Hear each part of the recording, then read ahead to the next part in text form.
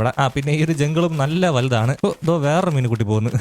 അതാ ഇവിടെ പിന്നെ ഒരുപാട് പൈനാപ്പിൾ നിൽക്കുന്നുണ്ട്. ഇതെല്ലാം ഞാൻ പൊട്ടിച്ചെടുക്കാം. പിന്നീട് എനിക്ക് തിന്നാൻ വേണ്ടി യൂസ് ആവുന്നത്. വേറെ ഒരു ഷീപ്പ് പോലും ഇവിടെ സ്പോൺ ആയില്ലേ. ഒരു പട്ടിക്കുട്ടി തോളി പോകുന്നു. ഹായ്, ഇവനെ ടൈം ചെയ്യാൻ വേണ്ടി ആ ഒരു ബോണൊന്നും കിട്ടിയില്ലല്ലേ. നീ ഇപ്പോഴത്തേക്ക് ഇവിടെ നിന്നോ നിന്നെ ഞാൻ ടൈം ചെയ്യുന്നതായിരിക്കും. നിന്നെ കാണാൻ നല്ല ഭംഗിയുണ്ട്.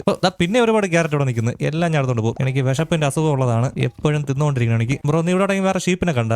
കറക്റ്റ് ആളിന്റെ അടുത്താണ് ഞാൻ ചോദിക്കുന്നത്. ഇവൻ അങ്ങനെ കണ്ടു കഴിഞ്ഞാൽ അതിനെ തിന്നുവായി. ഇവിടെ തന്നെ നിന്നോ. കണ്ട കോളിന് മിക്കവാറും നൈറ്റ് ആവുന്നതിന് മുമ്പ് തന്നെ എനിക്കൊരു ബെഡ് ഉണ്ടാക്കാൻ പറ്റൂല.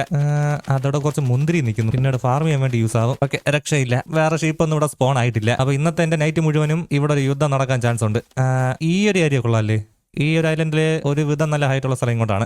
ഓക്കെ, ഇതെന്റെ സ്ഥലമായിട്ട് ഞാൻ പിക്ക് ചെയ്തിരിക്കുന്നു. അതും അങ്ങ് അറ്റത്തായിട്ട് വേറെ ഐലൻഡും കാണുന്നുണ്ട്. പക്ഷെ അങ്ങോട്ട് പോകാൻ വേണ്ടി ഇപ്പൊ എന്റെ വഴിയൊന്നുമില്ല. അപ്പൊ എന്തായാലും ഇത് തന്നെ എന്റെ ഏരിയ. ഈ ഒരു ബ്ലോക്ക് എല്ലാം എടുത്തൊന്ന് മാറ്റി ഈ ഒരു ഏരിയ കുറച്ചൊന്ന് ഫ്ലാറ്റ് ആക്കി കഴിഞ്ഞാൽ ഇത് തന്നെ എന്റെ സ്വന്തം സ്ഥലം. ഓക്കെ, മീനുകുട്ടി ഇപ്പൊ ഇവിടെ ഇരുന്നോ. ഞാൻ പോയിട്ട് കുറച്ചും കൂടി റീസോഴ്സ് കളക്ട് ചെയ്ത് ഒരു വീടുണ്ടാക്കാനുള്ള വഴി നോക്കാം.